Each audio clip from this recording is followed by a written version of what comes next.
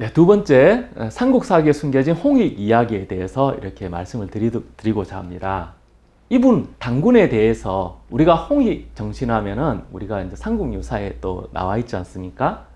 전 세계 어디에도 보면은 이게 널리 인간을 이롭게 한다는 목적하에 나라를 건국한 것을 아직 저는 보지는 못했습니다. 보면은 그런 건국신화나 이런 거 읽어보면은 이게 제우스야. 아버지 우라노스 같은 경우에는 이제 예언을 듣고 자신의 자식이 자기를 없앨 것이다. 그런 예언을 듣고 태어난 자식마다 다 먹어버렸잖아요. 그런 거라든지 북유럽 신화라든지 남미 신화 이렇게 쭉 읽어봐도 보면은 널리 누구를 이롭게 하겠다는 것보다는 뭔가 힘이, 파워 이런 것들이 강력하다 이런 쪽으로 해서 나왔는데 홍익 정신으로 인간을 이롭게 한다는 이런 정신들 이런 것들로 나라를 건국한 나라가 우리나라인데 삼국사기에는 이러한 부분이 없을까? 당군에 관해서 혹은 고조선에 관해서 있더라는 것이죠. 예를 들어서 고구려 11대 동천왕조에 보면 이런 내용이 나옵니다. 평양은 본디 선인 왕검이 살던 곳이다. 여기에서 세 가지 정보를 우리가 확보할 수 있습니다. 뭐냐? 평양, 선인, 왕검입니다. 자, 여기서 왕검은요, 삼국유사에 나오는 당군 왕검과 한자가 완전히 동일합니다. 자, 선인, 신선이란 얘기죠. 자, 삼국유사에 1908년에 살았던 우리의 당군 왕검, 나중에 어떻게 됐다고 되어 있습니까? 바로 삼국유사에 신선이 되었다고 나와 있습니다. 선인이라는 거죠. 그리고 당군 왕검이 처음 그 나라를 건국할 때 그 수도가 바로 평양이었다고 바로 기록이 되어 있죠.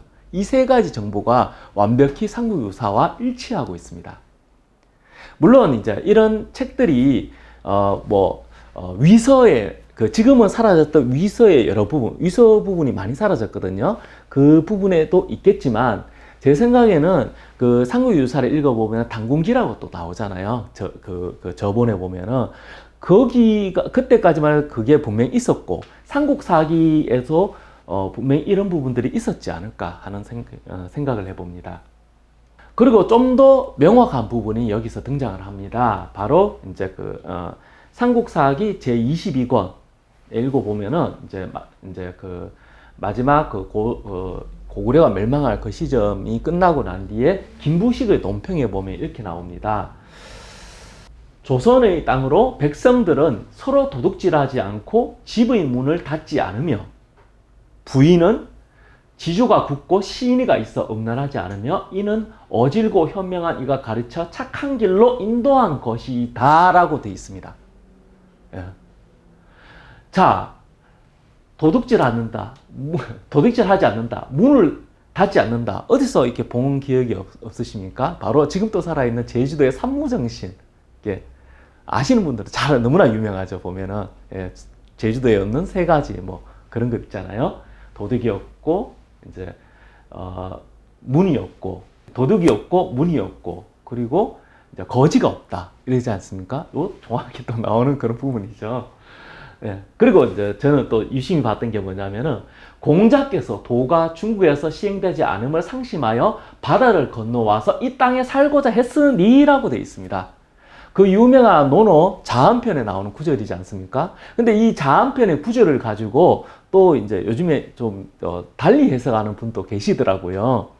근데 이제 그게 보면은 어떻게 해석했냐면은 내가 고성인이 내가 가면은 누추한 곳이 없지 않겠느냐 이런 식으로 해석하는 분도 계시던데 사실은 이제 그런 논어를 해석했었던 그런 분들의 그런 이제 해석본을 보면은 이거 보면 김부식의 해석에도 보면은 이제 중국에서 도가 시행되지 않음을 상심했기 때문에 내가 거기 가서 살고 싶다고 해석을 하고 있습니다. 그만큼 이제 조선에는 도가 살아있다는 얘기겠죠. 자, 그러한 것들이 신라 봉기에도 나와 있습니다. 봉기. 자, 조선의 유민은 조선의 유민들이 여러 골짜기에 흩어져 살면서 6마을, 육부촌이라고 부르죠. 6마을을 이루고 있었는데 이들이 후에 진안의 육부가 된다. 즉 진안의 육부, 그 유명한 육부촌은 바로 고조선의 유민이라는 거죠. 근데 여기 흐를 유자가 아니고 뭡니까? 나물 유자를 썼죠. 발해 유민할 때 바로 그 유민입니다. 저는 때에 따라서 이렇게 보기도 합니다. 단순히 고조선이 멸망해서 이제 내려온 그 사람들이 아니라 원래 그 지역에 있었던, 고조선 입장에서는 고조선의 촌지역에 있었던, 지금 치면은 보면은 서울이 지금 수도면은 경주 부분에 살았던, 촌지역에 살았던 그냥 고조선의 백성이라고 저도 이렇게 볼 수 있지 않을까 하는 생각이 듭니다. 실제로 보면은 경주 지역에는 300개의 고인돌이 있습니다. 지금 또 보면은 원래는 훨씬 많았다고 합니다. 산업화 되면서 이제 그걸 다 치워버렸죠. 그래도 300개가 있습니다. 지금 보고 계신 거는 뭐냐면은 경주와 포항의 접경 지역인 기계면, 포항시 기계면에 있는 우리나라 한반도 안에서는 가장 큰 고인돌입니다. 높이 4.8m, 무게 150톤짜리. 한반도에서 제일 커요. 그리고 이게 칠성제 고인돌이라고 할배바위라고 부르거든요. 이 지역 사람들은. 이런 것들이 많아요, 이 지역에. 워낙 꼴짜기에 있다 보니까 이걸 건드리지 못했던 겁니다. 남방식 고인돌입니다. 그뿐만 아니라 요거 신라 지역에서 발견된 비파형 동검입니다. 요거는 이제 청송 지역에서 발견된 건데 요때 비파형 동검이 3개 나옵니다. 근데 거푸집이 다른, 3개 다 다른 거푸집에서 나왔다는 거. 여기 이제 BC 7세기경이라고 얘기가 되어 있습니다. 이게 경주 박물관에 전시되어 있는 걸로 제가 사진 찍어서 가져왔는데 BC 7세기라고 되어 있더라고요. 근데 제가 봤을 때는 제 개인적인 생각은 좀 더 오래됐지 않을까 싶은 생각이 듭니다. 왜냐하면은 요것의 모양과 크기 때문인데 지금 현재 보면 요게 이제 검신의 길이가 23cm거든요. 지금 현재 만주 쪽에서 발견되는 가장 오래된 동공 같은 경우에는 BC 20세기에서 23세기로 추정되는 최대 23세기까지 볼 수 있는 비파형 동검이 출토되고 있습니다.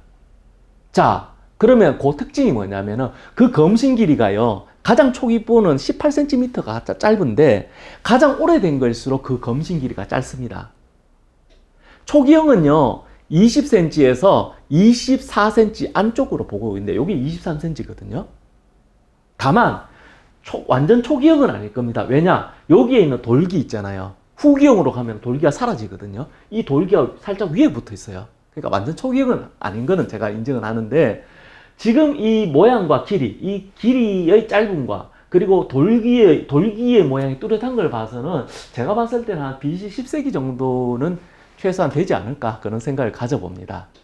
자, 여기에서 우리가 경주 지역에 박역거서가 BC 57년에 건국되기 이전부터 경주 지역 이 부근에서는 어떤 문화의 꽃이 피어 있음을 우리가 확인해 볼 수 있습니다. 왜냐? 고조선의 표지 유물이 여기서는 발견이 되고 있기 때문입니다. 그리고 결정적인 거 바로 요겁니다. 바로 신라 나정입니다. 박역거세가 태어나고 즉위했던 바로 그 장소입니다. 그리고 박역거세 이후에 수많은 신라 왕이 자기 자신이 즉위하고 그 다음에 자기가 즉위한 해는 자신의 윗대 왕이 돌아가신 해잖아요. 그렇게 그 다음에나 그 다음 해에 반드시 이곳에 와서 제를 지냈습니다. 삼국사기에는 이곳을 나얼신궁이라고 불렀습니다. 삼국사기에는. 그래서 제가 나얼신궁이라고 부르겠습니다. 원래 나정이라고 나얼신궁이라고 표기가 되어 있으니까요.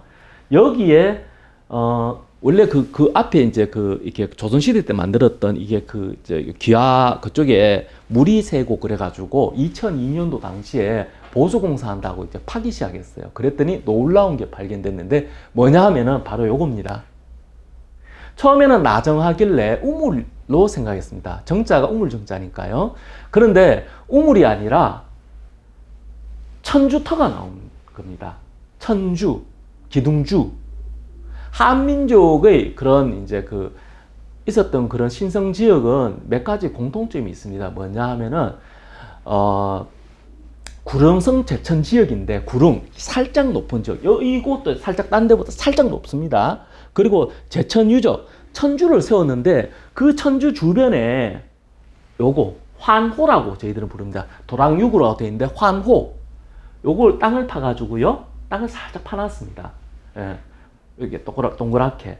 그래서 어떤 이제 신성한 고인돌이라든지 신성한 바위라든지 요런 지역, 요런 곳에서는 환호를 이렇게 파놨습니다.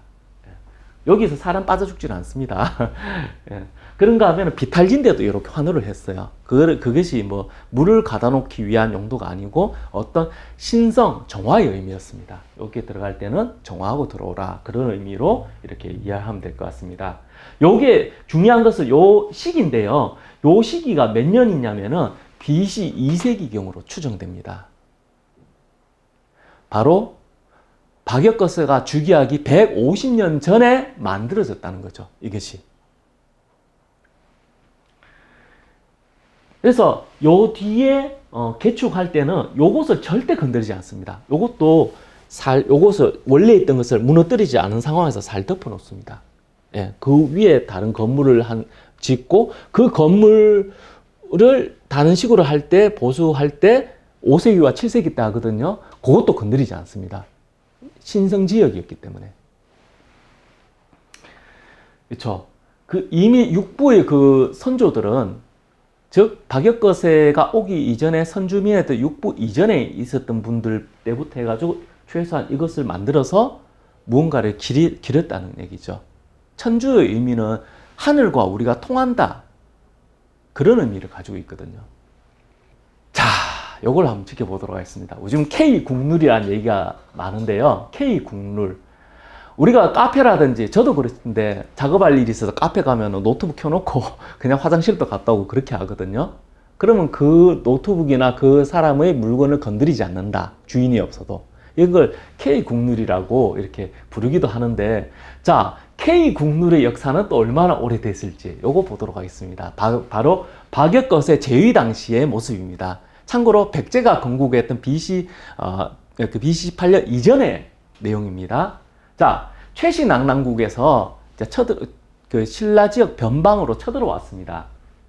일단 사라국이라고 볼 수 있겠죠. 변방 사람들이, 그 신라 변방 사람들이 밤에도 문을 잠그지 않는데요. 고조선하고 똑같네요. 한대에 쌓아둔 곡식더미가, 바깥에 쌓아둔 곡식더미가 들판을 덮은 것을 보고 깜짝 놀라면서 얘기를 합니다.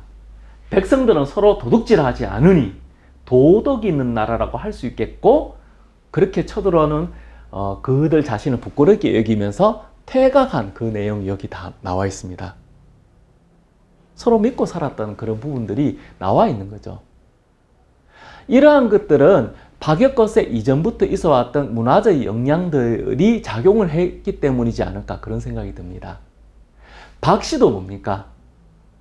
우리가 여기 경주에 보면은 표암이라고 있습니다. 다른 말로 박바위라고 그러거든요. 다른 말로 밝은 바위. 경주 이씨. 바로 그 박역거세를 이제 키워냈던 그 월성 이씨라고 부릅니다. 경주 이씨라고 부르기도 하고, 그분들이 하늘에서 내려왔다. 여기서 하늘이라는 것은 바로 고조선을 얘기하지 않을까. 그 선진화된 그런 문화, 거기서 내려왔지 않을까. 거기 박바위라 그러는데, 박바위 위에 보면은 광림대라고 그럽니다. 림. 예, 빛이 내려왔다는 얘기죠. 아예 그렇게 표현을 하고 있습니다. 삼국사기에도 보면은 이성인이 누구냐면 두 명의 성인인데, 박역거세와 그의 아내를 얘기했습니다. 아령부인. 성인, 덕이 많다. 힘이 많다가 아니라 덕이 많다.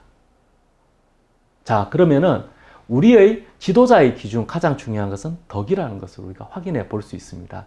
바로 밝다. 그 밝다는 것이 외면이 아니라 내면의 밝음, 태양과 같이 밝은 그런 부분을 분명히 가리킨다고 저는 봅니다. 자, 여기서 잠깐 이 부분에 대해서 잠깐 보여드리겠습니다. 유명한 얘기죠. 영국의 액튼경이 얘기한 건데, 권력은 부패한다. 절대 권력은 절대적으로 부패한다고 얘기했는데요. 자, 보면은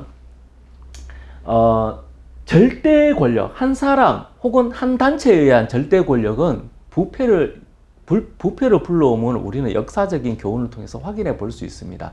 예를 들어서 이런 거죠. 사마천의 사기 이 부분을 주목한 사람은 아직 거의 못 봤습니다. 보통 사기 열전이나 뭐 사기 봉기 이렇게 많이 보는데, 여기 보면은 요거는 고조 공신 후자 연표입니다. 즉 이게 뭐냐 그러면 고조는 유방을 얘기합니다. 유방이 그 항으로 무찌르고 결국에는 통일하지 않습니까? 예. 그리고 자신을 도왔던 공신들을 5개 단계로 나눕니다. 뭐 공작은 이제 자신의 왕족이라는 뜻입니다. 그리고 그 다음에 후작입니다. 일반 고조, 즉 유방과 같은 성이 아님에도 아닌 사람 중에서 가장 높이 올라갈 수 있는 귀족은 바로 후작이었습니다. 그리고 백작, 예, 그리고 남작, 자작 이렇게 5가지로 나누는데 그때 후작을 받은 사람들이 100여 명이 있다. 정확히는 143명이 있었습니다. 그런데 우리가 눈여겨볼 것은 태초까지, 그러니까 요 100년이 흘렀습니다. 요것은 그겁니다. 그때 이제 그 연호를 얘기합니다. 100년 동안 후작을 보유한 자는 5명만 보이고, 이 말이 뭐겠습니까? 143명이 143개의 가문을 이뤘는데 5가문만 남았다는 얘기죠. 뭐 거열령에 처한다든지 찢어 죽인다든지 3족을 멸한다든지 9족을 멸한다든지 이런 식으로, 혹은 자식이 그나마 없어가지고 사라진 경우도 있는데 그나마 그거는 양반이죠. 그런 식으로 사라져 갔다는 겁니다. 권력이 한 군데 일방적으로 몰렸을 때의 끔찍한 참상을 여기서도 데이터로 확인할 수가 있는 겁니다. 신라가 992년을 갔잖아요. 그 힘은 어디에서 왔을까요? 고조선이 2096년을 갔던 그 힘은 우리는 어떻게 생각해야 될까요? 세계 나라 역사를 우리가 조사를 해보면은 그 역사의 길이가 오래 갔던 그 나라들은 그들만의 공통점 2가지가 있었습니다. 제가 봤을 때는 백성들의 사회 만족도가 높았다는 것이고, 또 하나는 문화적인 영향이 높았다는 것입니다. 자, 신라에도 보면은 그러한 홍익, 밝은 그런 마음이 유지될 수 있는 그런 제도가 있었으니 저는 그것을 견제와 균형을 위한 제도라고 보고 3가지를 꼽아봤습니다. 삼성선이 3명의 임금들이 돌아가면서 이렇게 왕을 했던 그런 전통, 그리고 갈문왕, 그리고 화백제도. 잠깐만. 이게 한문이 잘못됐네요. 이거는. 자, 첫 번째 삼성선인을 보도록 하겠습니다. 박씨, 석씨, 김씨가 돌아가면서 왕이 됐다는 것인데, 박씨 임금이 10명, 초기에 7명이 됐고, 신라 후기에 3명이 다시 박씨가 되지 않습니까? 그리고 석씨가 있었고, 그리고 석씨가 이제 8명이 있었지 않습니까? 그리고 김씨가 38명으로 해서 총 56명의 왕이 있었습니다. 성씨가 바뀌었으면서도 일어날 수 있는 그런 창극 같은 것이 여기서 확인이 안 됩니다. 우리가 알고 있는 진흥왕이라든지 법흥왕의 아내는요, 박씨였습니다. 참고로. 석씨도요, 완전히 사라진 것이 아니라 중간에 신라의 귀족으로서 활동을 하게 됩니다. 그런 데이터가 있고요. 이런 것들이 평화적으로 이어왔다는 거. 그리고 무엇보다 아까 육부의 후손들이 지금도 남아있잖아요. 400만에 달하는 월성 이씨가 그 부분을 우리에게 보여줍니다. 뿐만 아니라 나머지 성씨, 정씨라든지 설씨라든지 최부자, 경주 최부자, 경주 최씨죠. 이런 분들 다 그대로, 후손들이 다 그대로 살아 계시죠. 이런 것들에 대해서 하버드 대학교 이런 데서 연구를 할 때 보면은 전 세계적으로 참 보기 드문 현상이다. 왕조가 바뀔 때 수많은 사람들이 목숨이 사라지는데 인구가 확 줄어드는 그런 거 연구하신 분들도 계시더라고요. 이제 명나라에서 이렇게 그 청나라로 바뀔 때 인구가 확 줄었던, 우리나라에서는 이렇게 왕조가 바뀌더라도 이렇게 집단 학살이라든지 이런 것들이 굉장히 드물게 보인다는 것이죠. 차이가 많이 난다는 거죠. 세계적인 통계에 비한다면. 자, 다음은 갈문왕입니다.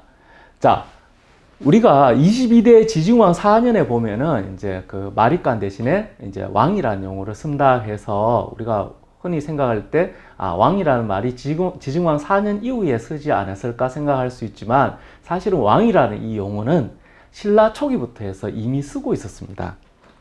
그래서 이름하여 갈문왕이라고 불렀는데, 재밌는 것은 갈문왕의 부인한테는 왕비라고도 불렀어요. 그냥 왕 대접을 했었어요. 자, 그리고 심지어는 갈문왕 아니고 그냥 왕이라고 불러부르기도 했습니다. 요거는 저 삼국사기 그 제2권에 나오는 이제 김부식의 논평인데, 신라는 왕의 친처에게 들어가 왕통을 이은 임금이 그 아버지를 높여 왕이라 부르지 않음이 없었다. 뿐만 아니라 그 장인의 이와 같이 한 일도 있었다. 이렇게 얘기를 했는데요. 여기서 두 가지를 말씀드리고 싶습니다. 하나는 처음에는 갈문왕을 추봉한다 그래가지고 추봉, 그러니까 돌아가신 분한테 이름을 붙인다고 해가지고 돌아가신 분에게 붙이는 게 아닌가 생각을 했었는데, 사실은 살아있을 때 그냥 임명을 막 한 기록이 삼국사기로 나와 있어요. 최근에 금성문들이 막 발견되고 있잖아요. 포항 냉수리 신라비라든지 이렇게 보면 국보로 지정되어 있는데, 거기에도 보면은 갈문왕이 나와 있어요. 갈문왕이 회의해요. 죽었다는 얘기가 아니죠. 사람이 죽은 게 아닙니다. 뿐만 아니라 이게 보면은 그 임금의 아버지라든지 그의 장인뿐만 아니라 자기 동생한테도 갈문왕으로 임명을 해요. 자, 그래서 지금 요 내용은 삼국사기에 있는 갈문왕만 제가 조사해가지고 넣어놓은 건데, 삼국유사에만 나오는 갈문왕도 있고요. 그리고 아까 얘기했던 뭐 냉수리 신라비라든지 울진 봉평비라든지 뭐 이런 쪽으로 나오는 새로운 갈문왕이 계속 등장을 해요. 냉수리 신라비 읽어보면 뭐 어떤 내용이 나오냐면은 절거리라는 사람의 재산을 인정하느냐 마느냐, 누구한테 인정하느냐, 그런 걸 가지고 7명이 왕이 모여서 의논하는 거예요. 7명의 왕, 신라 안에 있는 사람입니다. 예. 그 안에 지증왕까지 포함해가지고요. 예. 자, 여기서 뭘 의미하느냐 그러면은 일반 다른 사람들한테도 왕이라는 이름을 붙였다는 얘기죠. 그러면은 갈문왕과 같이 있는 신라왕은 어떻게 불렀느냐? 이제 이렇게 불렀으나 매금이라든지 국왕이라든지 대왕이라든지 이런 식으로 이렇게 불렀던 겁니다. 그래서 살짝 구분을 해서 부르긴 했었어요. 자, 그래서 이게 보면은 아까 그 삼성선의도 그렇고 갈문왕도 보면은 이게 보면은 권력이 어느 한쪽에 치우치지 않는 그런 모습을 견지하기 위해서 견제와 균형의 원리가 이 안에 담겨 있다는 겁니다. 제가 갈문왕에 주목한 이유는 또 하나 더 있습니다. 뭐냐 그러면은 신라는 992년 동안 56명의 왕이 있었는데, 고구려는 짧게 잡아서 705년, 삼국사기 안에도 900년이라고 되어 있는 것도 있고 800년이라고 되어 있는 것도 있어요.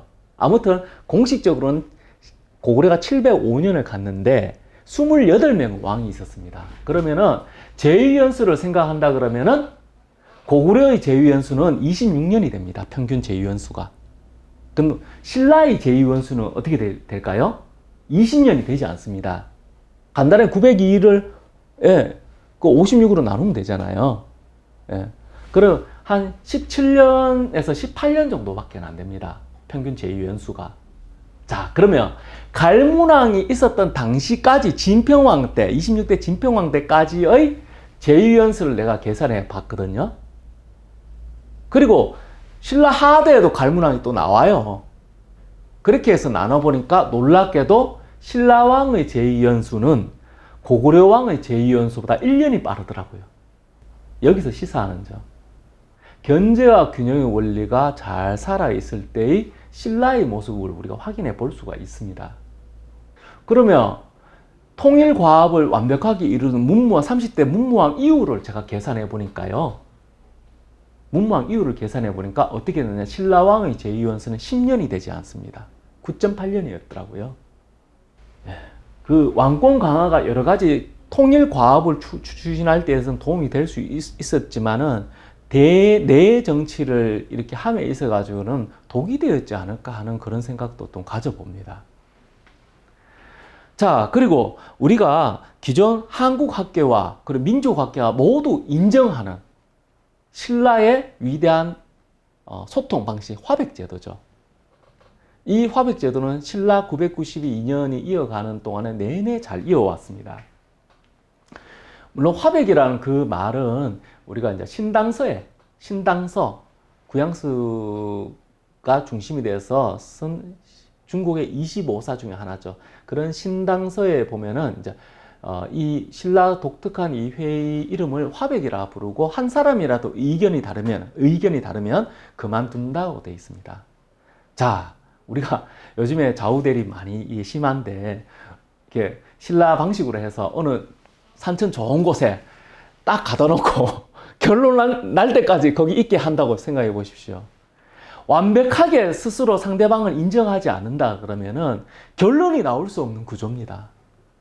이거를 992년을 했다는 겁니다.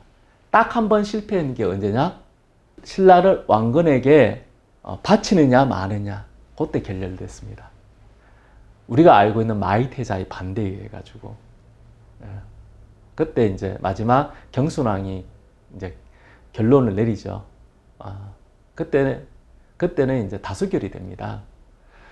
우리가 더 발전할 수도 없고 더 몰락할 수도 없는 이런 시점에 우리 백성을 괴롭힐 수는 없다. 이유가 그거였습니다. 우리 백성을 사지에 몰 수는 없다. 그렇게 해서 신라를 왕건에게 넘기고 신라라는 이름은 역사 속에 사라지고 우리가 알고 있는 경주라는 이름이 지금까지 이어오게 된 것입니다. 자, 한의학에서 많이 쓰는 얘기죠. 통즉불통, 불통즉통. 통하면 아프지 않고 통하지 않으면 아프다. 사실 이제 유명한 우리 백범 김구 스님도 말씀하셨지만 나라가 좀 시끄러워졌으면 좋겠다. 그 말이 뭡니까? 내가 어떤 말을 하더라도 그 말을 품을 수 있는 사회 제도적인 장치를 의미합니다. 이런 언로가 활발했을 때는요, 그 나라의 문화와 역사, 철학이 튼튼하게 작용을 합니다. 언로를 잘 연결했던 우리 조선시대의 세종대왕과 정조임금때를 생각해 보십시오. 이것은 우리에게 많은 것을 시사합니다. 견제와 균형을 위한 그런 제도, 홍익정신이라는 그런 것들이, 밝은 그런 정신들이, 그런 덕을 이루한 정치들이 하나의 철학에서 머물지 않고 그 철학이 제도화 됐을 때의 우리의 모습을 우리 여기서 확인해 볼 수가 있습니다. 네. 지금까지 잘 들어주셔서 너무나 감사합니다. 고맙습니다.